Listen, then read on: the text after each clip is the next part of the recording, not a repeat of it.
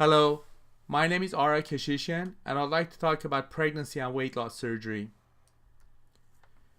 Obesity as a disease has been resistant to the concept of calorie restriction, whether this is in the form of food restriction as far as volume or calorie is concerned.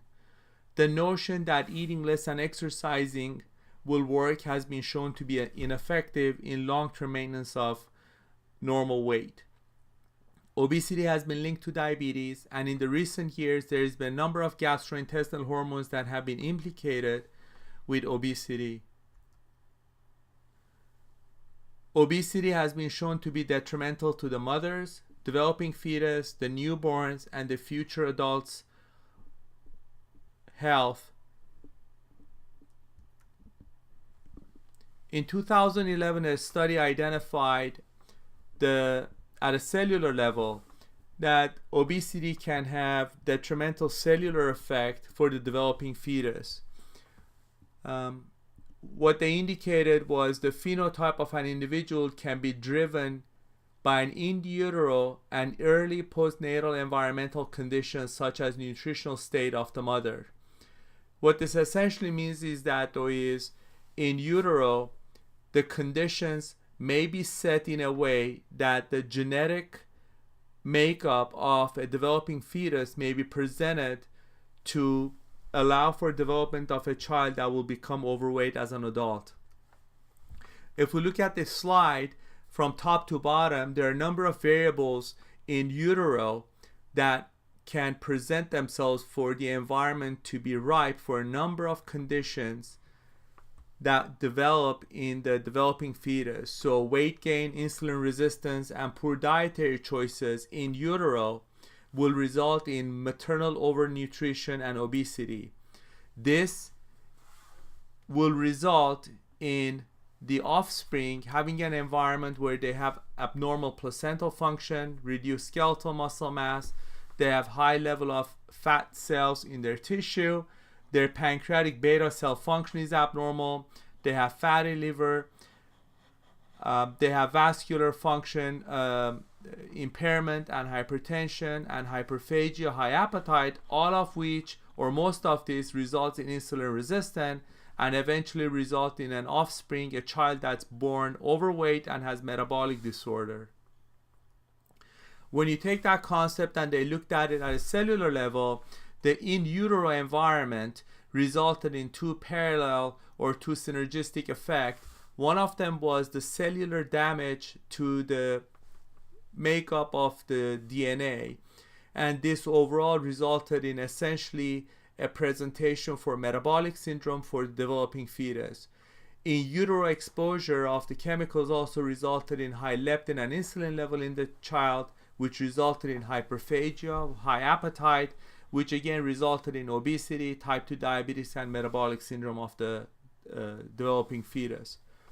Doctors Brown out of Quebec, Canada, published a 25-year experience with 2,150 patients where they had shown their patients having lost 75% of their excess weight, had a mortality of 1%, revision rate of 0.1% per year, and the hospitalization rate of 1% per year. They measured the quality of life as measured, which identified normal eating habits and 93% overall satisfaction. The long-term complications were treated with medically and GI issues. The published data out of the group included 2,150 patients, and they had 916 females in that time period. The response rate for the data collected by them was 87%, and the survey included 30 questions with regards to pregnancy for before and after their weight loss surgery. The pregnancy rate for these females that responded included 1,577 patients that had gone pregnant before weight loss surgery, and 219 of them had also gone pregnant after weight loss surgery. The term pregnancies were 1,236 and 162 accordingly for before weight loss and after weight loss surgery.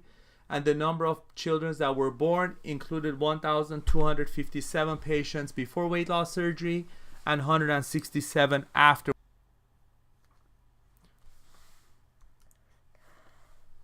The information on the mothers was that at the time of surgery they were 37 years old. The BMI at the time of weight loss surgery was 47, and at time of pregnancy was 31, and the follow-up duration was 8 years.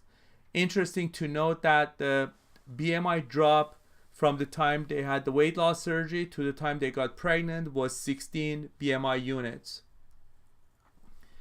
When looking at the fertility, 26% were fertile before weight loss surgery and got pregnant. 50% of the patients that were not fertile before weight loss surgery got pregnant. 46 pregnancies were within the first 18 months, and this was against medical advice. The standard in our practice is also to recommend the patients do not get pregnant within the first 18 months after weight loss surgery. This is because of the potential unexpected changes to the absorption, and there is clearly a risk for oral contraceptives to fail. Pregnancy outcome before and after. Before surgery, there were 1,577 pregnancies, and after weight loss surgery, there were 251 pregnancies. The rate of miscarriages on average is 20%. Before surgery was 22%, and after surgery was 26%. This was statistically not significant. The duration of the pregnancy was unchanged between the patients that had weight loss surgery and got pregnant thereafter, or those that got pregnant before. Both groups was 39 weeks, and the rate the premature birth was lower in the group of patients that got pregnant after weight loss surgery. And again, this was not statistically significant on the data. The metabolic outcome, there were no statistical differences between the iron, albumin, and hemoglobin during and outside the pregnancy. The patient's compliance was critical, and what was identified that the patient's pre-pregnancy numbers were critical and predictive of the best outcome after pregnancy. This is also why we recommend that the patients who are trying or planning to get pregnant after the 18 months after weight loss surgery is for them to follow up with us or their bariatric surgeon to make sure that all of their nutritional markers are in the best possible rate before they get pregnant. Looking at the outcome of the pregnancy from the mother's perspective, they had the weight loss surgery improves the fertility, it improves the course of the pregnancy. With the duodenal switch operation, they had near normal diet with no increase in vomiting or food restrictions, as it's noted with the gastric bypass and the lap band procedure, for example. And the weight loss surgery before pregnancy did not improve the miscarriages or the C-section rate. When looking at it at the outcome from the newborn's perspective, the number of children that were born is noted: 1257 for mothers that got pregnant before weight loss surgery and 167 after weight loss surgery. The number of twins was 21 and 5 accordingly. Stillbirths was 12 and 1 before and after, no statistically difference rate. Number of malrotation 33 and 7, again 3 and 4% insignificant changes. The birth weight was lower, and most impressive change that was noted was macrosomia was 35% in overweight mothers, whereas it was down to 8% for normal weight mothers. The birth weight before and after biliopancreatic diversion duodenal switch was before weight loss surgery is the blue column, and the green column is after weight loss surgery. There were much higher percentage of the children that were born with normal weight, and the biggest drop was in the larger babies into overweight mothers. That was 34.8, went down to 7.7. The newborn's health, newborn benefit from mother's weight loss surgery by normalizing birth weight and reducing macrosomia, and this is what it showed, that the rate went from 34 to 7. Childhood obesity, if these patients were followed for before surgery and up to 2 years after surgery. The rate of the mean weight went down, the overweight and the number of obese children went down for all of those children that were born to mothers after they had had weight loss surgery.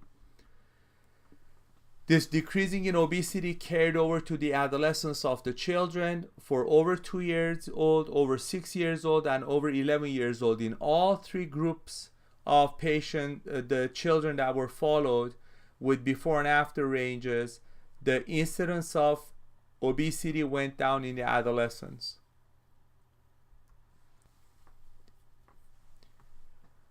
Risk mitigation with weight loss surgery and pregnancy. Healthy mother results in healthy baby. A healthy mother is at their best health after 18 months when their weight loss has stabilized, delaying pregnancy until normal weight is achieved. Weight loss surgery first and then pregnancy will result in the best environment for a developing fetus. And this should also be done in the presence of best nutritional status for the mother. Clearly, when we're talking about weight loss surgery, paying special attention to the protein, vitamin, and iron level, as well as just general recommendations to avoiding the alcohol and tobacco use. Vitamins and minerals, patient's hydration, protein, and iron levels are critical. Multivitamin may need to be more than once taken already. It is important for patients who are getting pregnant, to appreciate that the multivitamin and or supplements they're taking is only to offset their malabsorptive GI tract, and if and when they are pregnant, they may have to take more than just the recommended doses by an OBGYN. It is also important to make sure that your bariatric surgeon is involved, at least initially, to make sure that labs like vitamin A, the vitamin D25, calcium, magnesium, and all are checked. When it comes to birth control, we recommend 2 types of birth control. Barrier types are most effective. Devices such as IUD are also good alternative as one. In general, we also recommend patients avoiding depot shot or the Norplant types because they tend to be hormonal in nature and will actually cause weight regain. It is also important to appreciate that birth control pills may fail because of their unpredictable absorption at times. Thank you.